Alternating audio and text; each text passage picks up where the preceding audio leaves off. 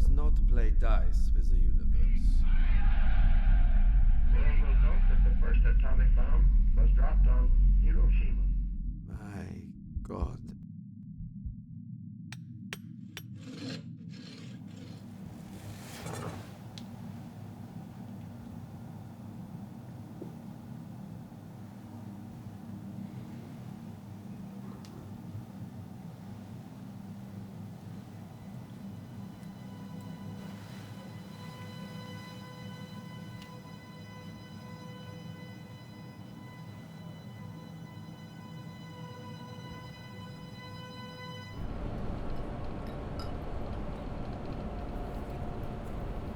Anyone who's never made a mistake has never tried anything new.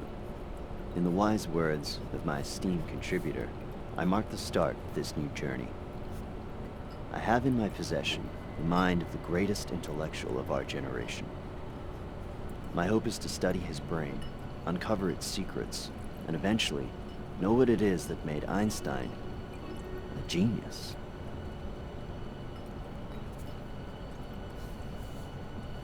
No matter the cost.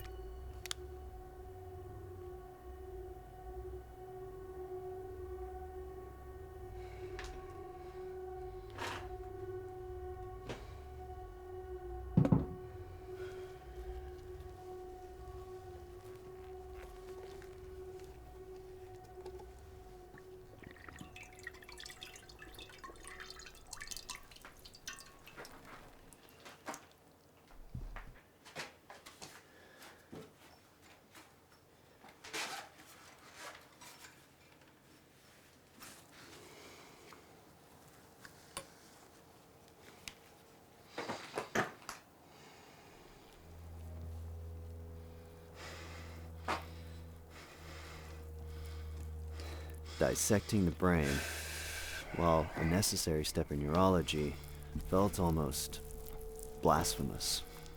But now it has been conquered, the real work can begin. I separate the cerebrum, cerebellum, and brainstem. Slicing longitudinally, I portion the cerebrum. I precisely cut out frontal, temporal, parietal, and occipital lobes from each side. Ah, shit. I section the brainstem into the mesencephalon, pons, and medulla. Once dissected, the long, arduous task of counting neurons and glial cells can begin.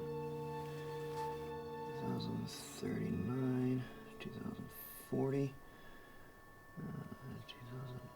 2083, 2071, 2072, 2073.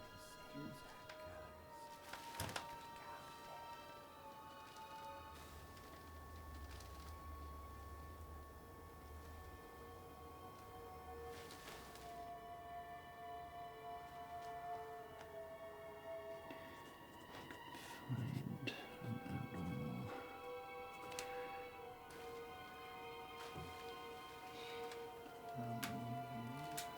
2102. Someone there?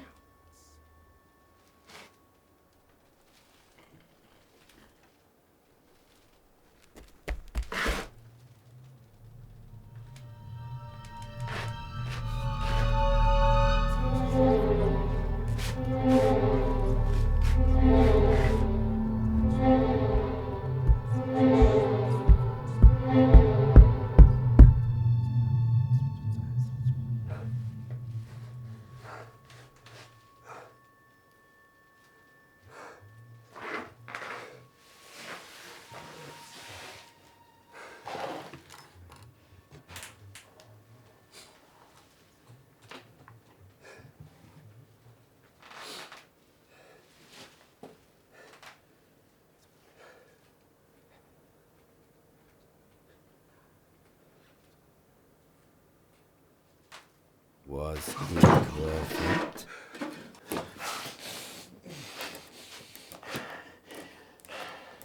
Take me back. No. It appears the toll of 2 years of solitude can drive even the strongest of minds to play tricks on oneself.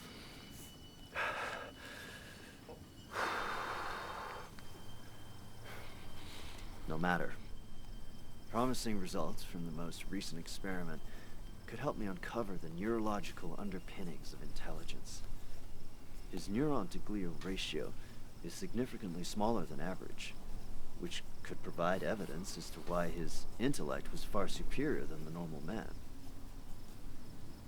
My study is released tomorrow. Word is spread around the scientific community of the disgraced pathologist from Princeton Hospital who took Einstein's brain. I shall reclaim my reputation. My name shall forever be alongside his.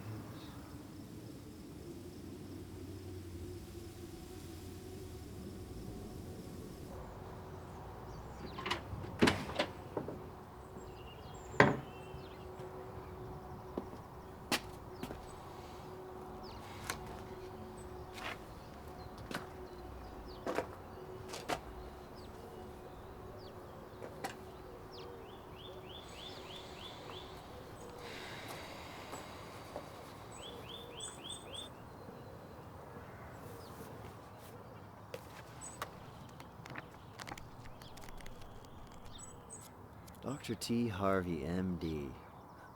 Dr. T. Harvey, M.D. has undergone experimentation on the remnants of physicist Dr. A. Einstein. Harvey's abstract proposes a correlation between the neuron-glial ratios and high levels of intelligence. His thesis speculates that Einstein's greater intellect is a symptom of this abnormal ratio found in Brodmann areas 9 and 39 in both hemispheres of the brain. However, other researchers were quick to discredit the study, citing its unreliable control groups as its main source of contention. Without a corroborating control group, it is difficult to attribute these anatomical anomalies to intellectual traits. The criminality of his possession of the brain aside, the scientific community has no choice but to reject Dr. Harvey's study. What kind of scientist can't even correctly coordinate a control group? Then again, I don't know what I expected from a pathologist. Biology is barely a science to begin with, but pathology? And you thought you could play neurologist?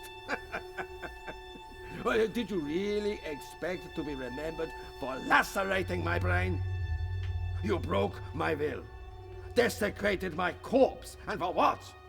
To chase a phantom.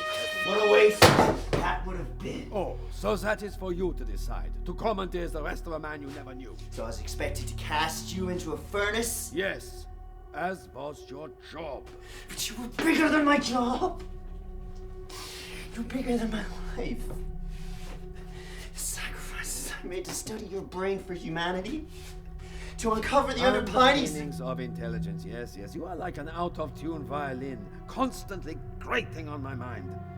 You disillusion yourself with thoughts you could possibly change humanity by counting cells through a microscope. How can even you not see what I'm doing? I see far clearer than you.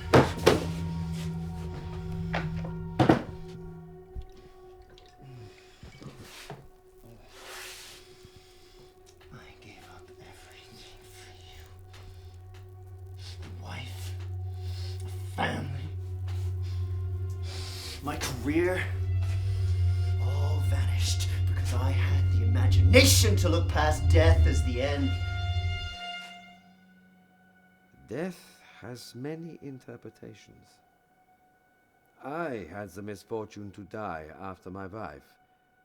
As a physicist, I knew her flesh would decay and return to the stars. As a Jew, I knew we would be together for eternity. I was ready to lay by her side once more, yet you ripped me away from her. And now, I have no place to rest my head. I am lost deep in space with no stars or planets to bind me. I couldn't lay you to waste. When you came into my life, I saw a man who had purpose beyond his death. You know, a gift I could take to better the world. Your knowledge, your memories. You made me want to understand you. The way your mind works, the man who changed the world. You changed humanity's understanding of the universe. You were like a god, a dead god on my slab. Your science, you led such innovation. I mean, the nuclear age was ushered in with your hand, the almighty power of the atomic bomb.